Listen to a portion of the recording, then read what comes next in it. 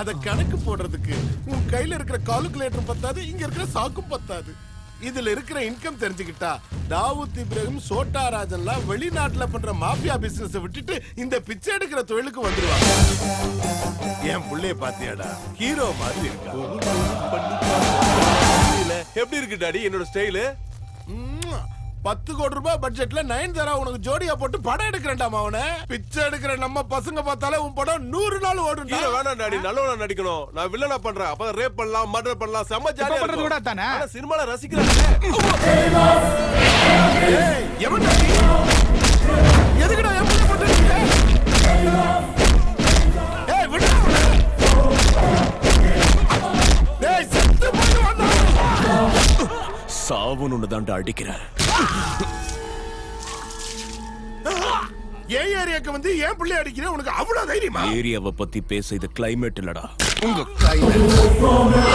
கஷ்டப்படுறத பார்த்து உனக்கு வேதனையா இருக்கா? நீங்க பச்சை குழந்தைங்க கண்ணுல கள்ளிப்பால ஊத்தும் போது அவங்க எவ்வளவு துடிச்சிருப்பாங்க. நிறைய பணம் கிடைக்கும். அவ அப்படிதான் அழுவா, நீ எருக்கமல ஊத்து. ஏய் இதுக்கு மேல உனக்கு மரியாதை இல்ல. என் பிள்ளைய விட்டுரு. அது சரி, அனாதைங்களுக்கு எல்லாம் ஆதரவு கொடுக்கிறதுக்கு நீ என்ன மதர் தெரசாவோட மறு அவதாரமா? டேய் இவங்கிட்ட இந்த முத்துப்பாண்டி பத்தி சொல்லு. இவனுங்களை பத்தி சொல்றது என்னன்னா, இது சில்லற பசங்க, சின்ன குழந்தைங்க கைய காலெல்லாம் வச்சு பிச்சை எடுக்க வச்சு பொழப்பு நடத்தி நிக்கிறானுங்க. நீ வேற சின்ன வயசு சிரிஞ்சி மரியாதை வீட்டுல போய் ஏதாவது வீடியோ கேம் விளையாடு. இவனை வெட்டி வீசுங்கடா.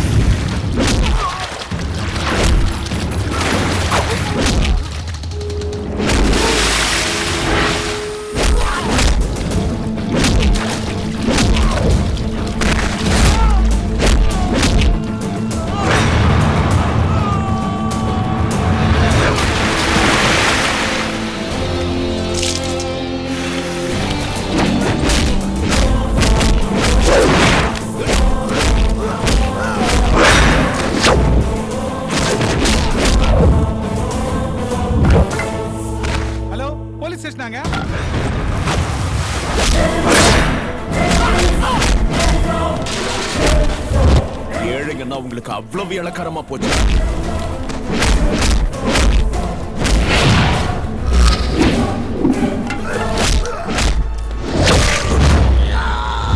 அம்மாவோட மடியில ஆசையா விளையாட வேண்டிய பச்சை புள்ளைங்க கண்ணை பிடுங்கினது இந்த கைதான். பள்ளிக்கூடம் போய் படிக்க வேண்டியவங்களை அநியாயமா பிச்சை எடுக்க வச்சது இந்த கைதான். எங்க அண்ணன் உடம்புல பார்ட்ஸ் எல்லாம் ஷேக் ஆயிடுச்சு, எலும்பெல்லாம் பிரேக் ஆயிடுச்சு. வாடா விட்டுனா. உங்க லுக்கோட அர்த்தம் புரியுது சாமி. பாடியில அடிக்க மிச்சம் எதுவும் இல்ல, தலை மட்டும் தான் மிச்சமா இருக்குது.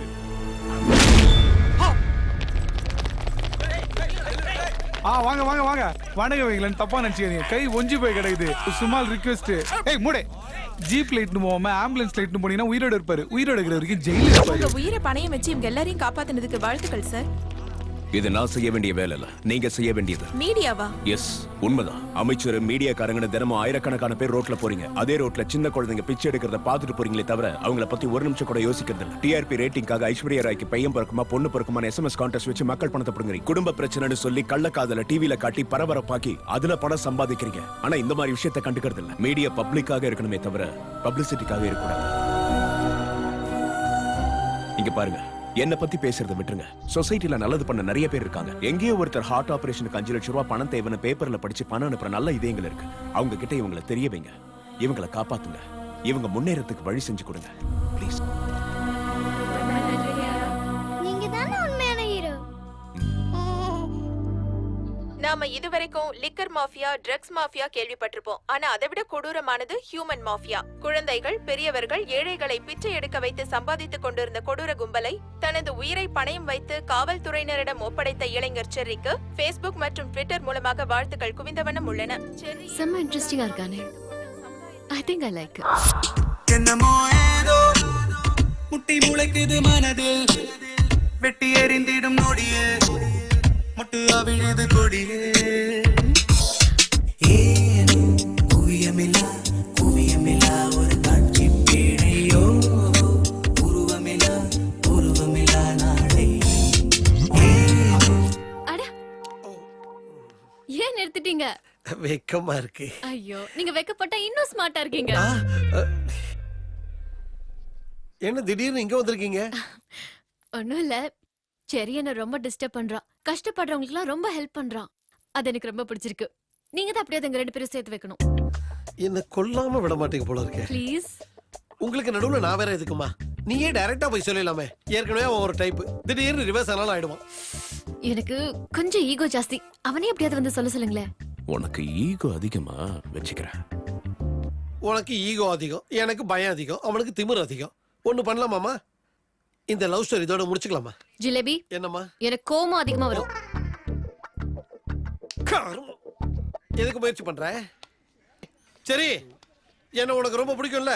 உங்களுக்காக தானே லவ் பண்ண பொண்ணு வேண்டாம், மறுபடியும் நீ அந்த பொண்ணை லவ் பண்ணி ஆகணும். என்ன மாமா அது?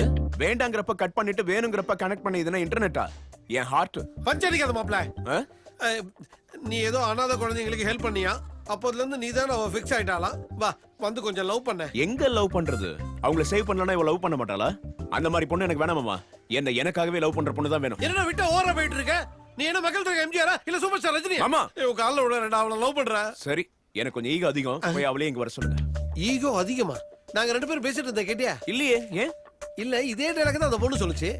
அது ஏதோ சின்ன பொண்ணு தெரியாம சொல்லிருக்கோம். சரி, நீ போய் லவ் பண்ணு. இது பாருங்க, இதுக்கு மேல என்னால இறங்க முடியாது. போய் அவளையே வர சொல்லுங்க. கொலை பண்ணிடுவேங்கறாடா. லூசா விடுங்க. செத்து போயிடுவேன்றாடா. இன்னும் லூசா விடுங்க. சீ.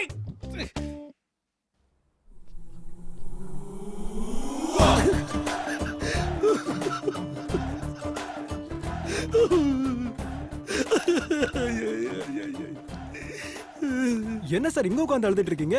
ஏய், இங்க உட்கார்ந்து அழுது கூட பர்மிஷன் வரலையா? மனுஷனை நிம்மதியா அழ கூட விட மாட்டீங்களாப்பா? சரி, அழுது தொலைங்க. நீ கவிட்டு போ.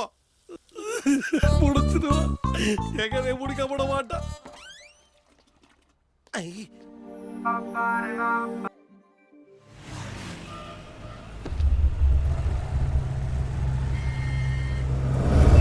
அண்ணா, அவன் நம்ம சின்னம்மாவை பைக்ல தள்ளிட்டு போறானா?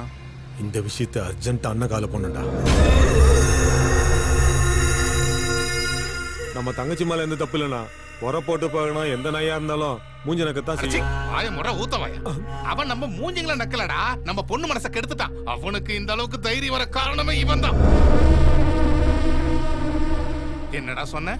பேச்ச வச்சு மனுஷனையும் கண்ணை வச்சு கேரக்டரையும் எடை போட்டுருவியா? நீ என்னத்தடா போட்டுடுவ? இப்ப உனக்கு வச்சான் பாரு அவன் ஆப்பு.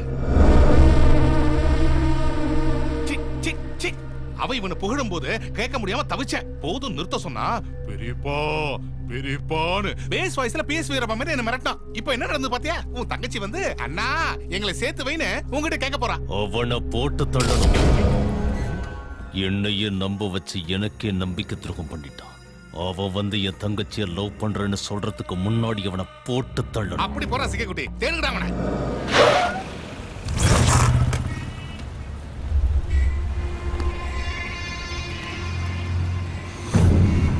அண்ணா தூக்கிடலாமாண்ணா? பாய் மூடு. அண்ணா, அவன் ஹெல்மெட் போட்டு தெரிஞ்சிட்டு இருக்கான். சைதாப்பேட்டை சிக்னல் கிட்ட இருக்கான்.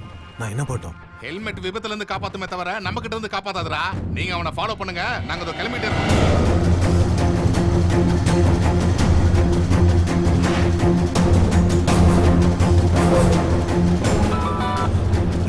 எங்கடா அவன்? அவன் ஜெமினி ஃப்ளைஓவர்ல இருந்து இறங்கி லெஃப்ட்ல போயிட்டு இருக்கான். அவனை ஒரே ஏத்திட்டுமா? வேணாம் வேணாம், அவனை நம்ம பாபு அவன் கையால வெட்டி கொள்ளணும். நீங்க ஃபாலோ பண்ணுங்க. சரிங்க.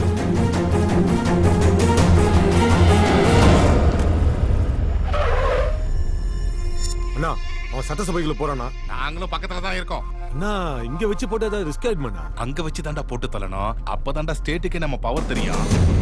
அம்மா என்ன தம்பி? இந்த 100 ரூபா வச்சுக்கோங்க. நான் திரும்பி வந்து கேட்கிற வரைக்கும் இந்த பொட்டலம் உங்க சரி தம்பி.